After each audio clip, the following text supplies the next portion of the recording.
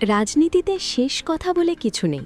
রাজনীতিতে পর্দার আড়ালের খেলা সবসময়ই রহস্যময়, কিন্তু এবার যা ঘটছে তা সাধারণ মানুষের কল্পনাকেও হার মানায়। শপথের কয়েকদিনের মাথায় যা ঘটল সেটা কি কেউ ভেবেছিল? আজ আমরা কোনো সাধারণ প্রতিবেদন নয়, বরং বিএনপি সরকারের অন্দরমহলে চলমান এক বিশাল নীল নকশা নিয়ে কথা বলবো। কেন? মাত্র 1 মাসের মাথায় বিতর্কের মুখে পড়ল এই প্রশাসন। চলুন গভীরে যাওয়া যাক। ক্ষমতার চেয়ারে বসতে না বসতেই যে কাণ্ডটা বিএনপি ঘটালো, সেটা শুনলে যে কোনো সাধারণ মানুষের চোখ কপালে উঠতে বাধ্য। এই অল্প সময়ের মধ্যে নবগঠিত সরকারের অন্দরমহলে যে গভীর রহস্য লুকানো ছিল, সেটা আজ দিনের আলোর মতো পরিষ্কার হয়ে গেছে।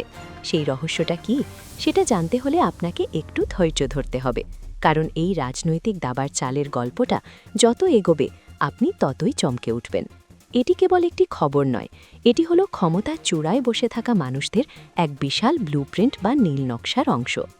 সড়কে চাঁদাবাজিতে সরকারি সিলমোহর।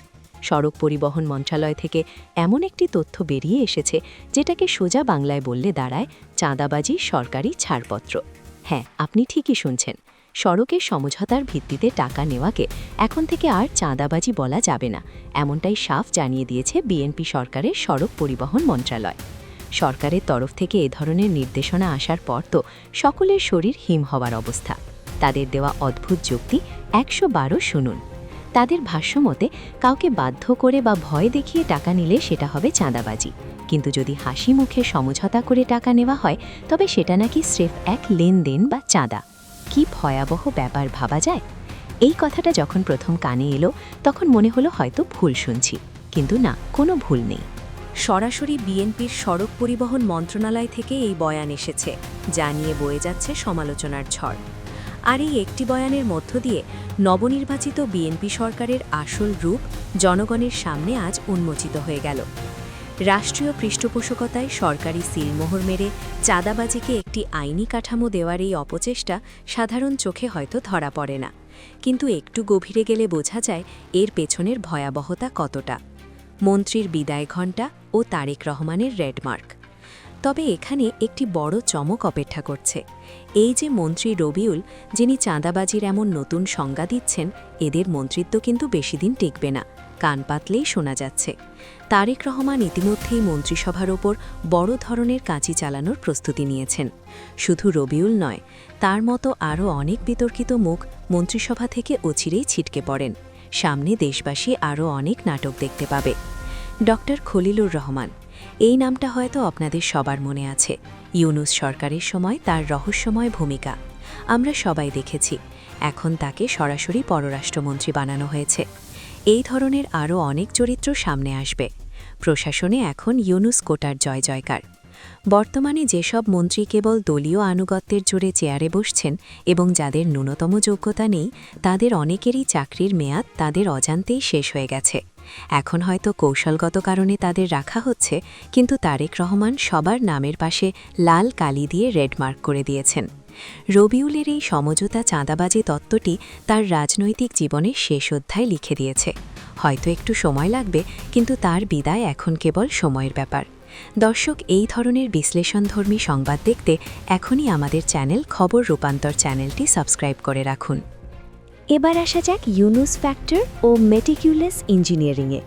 বিএনপি কি এমনি এমনি ক্ষমতায় এসেছে? মোটেও না। এর পিছনে কাজ করেছে এক অতি সূক্ষ্ম এবং আন্তর্জাতিক মানের পলিটিক্যাল ইঞ্জিনিয়ারিং। হ্যাঁ, আপনি ঠিকই শুনেছেন। ডক্টর ইউনূসের সেই বিখ্যাত মেটিকুলাস ডিজাইন অনুযায়ী নির্বাচনের নাটক সাজিয়ে বিএনপিকে ক্ষমতায় আনা হয়েছে। এই নির্বাচন যে প্রকৃত অর্থে জনগণের স্বতঃস্ফূর্ত ভোটাধিকার ছিল না, সেটা আজ সচেতন মহলের দিনের আলোর মতো পরিষ্কার। একজন সাধারণ মানুষ যার ন্যূনতম বোধ আছে, সেও এটি ভালোভাবে বুঝতে পারবে। এটি ছিল মূলত ভারত, আওয়ামী লীগ এবং বিএনপি এর মধ্যে একটি ত্রিদেশীয় সমঝোতার নির্বাচন। জনগণের ভোটাধিকারকে প্রযুক্তিগত ও রাজনৈতিকভাবে ইঞ্জিনিয়ারিং করে এই ফলাফল বের করা হয়েছে। যুক্তরাষ্ট্র এবং ভারতসহ বিভিন্ন আন্তর্জাতিক শক্তি নিজেদের স্বার্থ রক্ষায় বিএনপিকেই মসনদে বসিয়েছে। কিন্তু রাজনীতিতে তো আর কেউ মাগনা কিছু দেয় না, আর তাই এই ক্ষমতার বিনিময়ে বিএনপিকে চড়া মূল্য দিতে হচ্ছে। সেই বিনিময়ের প্রথম কিস্তি হিসেবে ড খলিলুর রহমানকে পররাষ্ট্রমন্ত্রীর চেয়ারে বসানো হয়েছে। এটি ছিল বিএনপির অত্যন্ত নির্লজ্জ একটি সিদ্ধান্ত, কারণ খলিলুর রহমানকে মন্ত্রী করার সাথে সাথে এই নির্বাচনের বৈধতা সরাসরি প্রশ্নবিদ্ধ হয়ে পড়ে। কিন্তু আন্তর্জাতিক প্রভুদের সন্তুষ্ট করতে গিয়ে বিএনপিকে এই তেতো বড়ি গিলতে হয়েছে। মন্ত্রিসভায় ইউনুস গ্রুপের অনুপ্রবেশ, পররাষ্ট্রমন্ত্রী খলিলুর রহমান এখন বিএনপির মন্ত্রিসভার ভিতরে বসে লবিস্ট হিসেবে কাজ করবেন। ইউনুস গ্রুপের আরও অনেক প্রতিনিধি অচিরেই মন্ত্রিসভায় ঢুকে পড়বেন, সেটা আপনারা দেখতে পাবেন। প্রশ্ন উঠতে পারে, তারা কিভাবে ঢুকবেন? উত্তরটা সহজ। রবিউলের মতো যারা বিতর্কিত বক্তব্য দিয়ে জনরোষ তৈরি করছেন, তাদের শরীরেই বিশেষজ্ঞ গ্রুপকে জায়গা দেওয়া হবে। রবিউলরা মূলত নিজেদের বিতর্কিত কর্মকাণ্ড দিয়ে নিজেদের সরিয়ে দেওয়ার পথ নিজেরাই তৈরি করে দিচ্ছেন। সড়কে চাঁদাবাজি লাইসেন্স দিয়ে মন্ত্রণালয় চালানো সম্ভব কিনা সেটা বড় কথা নয়।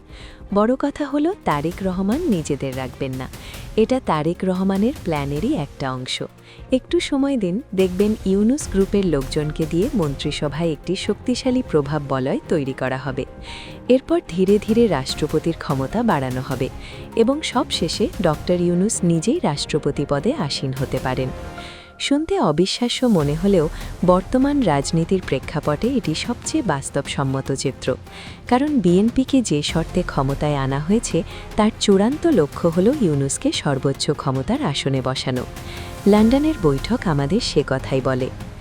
জামায়াতের নীরবতা, কৌশল নাকি আত্মসমর্পণ? এবার আসা যাক জামায়াতে ইসলামীর প্রসঙ্গে। বর্তমানে সংসদে বিএনপি যে পরিমাণ সংখ্যাগরিষ্ঠতা পেয়েছে, প্রকারপক্ষে তারা যেভাবে আসনগুলো নিয়েছে তাতে বিরোধী দলের কোনো কার্যকর ভূমিকা অবশিষ্ট নেই। যখন কোনো দল সংসদে 2/3 মেজরিটি পায়, তখন সেখানে বিরোধী দলের মূল্য 4 আনার বেশি থাকে না। এখানেও তাই হচ্ছে। বিএনপি যা চাইবে আইন করে সেটাই পাশ করিয়ে নেবে। জামায়াত বা এনসিপি রাজপথে বা সংসদে যতই চিৎকার করুক, তাতে কোনো কাজ হবে না। সংবিধান সংস্কার নিয়ে সেটা আমরা দেখতে পাচ্ছি। এমনকি পার্লামেন্টে চেয়ার টেবিল ভাঙচুর করলেও বিএনপি এই দানবীয় সংখ্যাগরিষ্ঠতাকে রুখে দেওয়া অসম্ভব। তাহলে জামায়াত কেন চুপচাপ আছে? এখানেই আসল রহস্য হতে পারে। জামায়াত আগে থেকেই জানে যে ডক্টর ইউনুস রাষ্ট্রপতি হতে যাচ্ছেন এবং তখন ক্ষমতায় একটি ভারসাম্য আসবে, অথবা তারা কোনো বড় ভাগের আশায় এই মাস্টার প্ল্যান মেনে নিয়েছে। রাজনীতিতে কেউই বোকা নয়। জামায়াত নিশ্চিতভাবে পর্দার পিছনের এই খেলার খবর রাখেন, জেনেও চুপ থাকা একটি বড় কৌশল হতে পারে। সংবাদপত্রের স্বাধীনতা ও ভারতের চাল এই পুরো চাঁদাবাজির খবরটি প্রথম সামনে এনেছে ডেলি স্টার। কিন্তু এই সৎ সাংবাদিকতার জন্য সংশ্লিষ্ট সাংবাদিকের কপালে যে বড় বিপদ আছে সেটা না বললেও চলে। কারণ বিএনপি সরকারের আমলে তাদের দলীয় ক্যাডারদের চাঁদাবাজি নিয়ে রিপোর্ট করা মানে জ্বলন্ত আগুনের কুণ্ডলিতে হাত দেওয়া।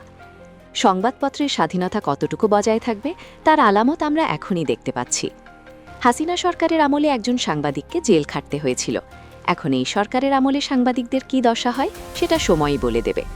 তবে ডেলি স্টার যে এত বড় সাহস দেখালো, তার পিছনে হয়তো ভারতের একটি প্রচ্ছন্ন সমর্থন আছে। কিন্তু বিএনপিকে মনে রাখতে হবে, ভারত আজ যে হাত বাড়িয়ে তাদের ক্ষমতায় তুলেছে, ঠিক 1.5 বছরের মাথায় সেই হাতই তারা সরিয়ে নেবে। ভারত যখন বিএনপিকে মাঝপথে একা ফেলে দেবে, তখনই ভারতের আসল উদ্দেশ্যটা বুঝতে পারবে। বন্ধুর বেশে পাশে এসে ভারত মূলত বিএনপিকে খাদের কিনারে নিয়ে যাচ্ছে। প্রশাসনের শিবিরের স্লিপার সেল। আরেকটি চাঞ্চল্যকর তথ্য হল, তারেক রহমানের এই নতুন সরকারের সাবেক শিবিরের বেশ কিছু লোক ঢুকে পড়েছে, যাদের রাজনৈতিক ভাষায় গুপ্তচর বলা হয়। তদন্তে দেখা গেছে নজরে পড়েছে এমন 2-4 জন ব্যক্তি যারা নীতি নির্ধারণী পর্যায়ে আছেন, যাদের সহজে সরানো সম্ভব নয়। মূল প্রশ্নে ফিরে আসি। সড়কে বিএনপির যেসব কর্মী সমর্থক আছেন, যাদের অনেকে দালাল বলে থাকেন, এদের কোনো চাকরি নেই, কোনো কাজকর্ম নেই। এরা রাজনীতি করে এই রাস্তা থেকে টাকা তুলে খাওয়ার জন্য। তারা যে নামে টাকা নিক সেটা সির্ফ চাঁদাবাজি, সমঝোতার ভিত্তিতে নিলে সেটা সমঝোতা ভিত্তিক চাঁদাবাজি, আর জোর করে নিলে সেটা ছিনতাইয়ের পর্যায়ে চলে যায়। জোর করে বাধ্য করে যদি কারো কাছ থেকে টাকা আদায় করা হয়, সেটা তো ছিনতাই, সেটা তো ডাকাতি। বিএনপি নেতারা আসলে চাঁদাবাজি ও ছিনতাইয়ের সঙ্গে গুলিয়ে ফেলেছেন।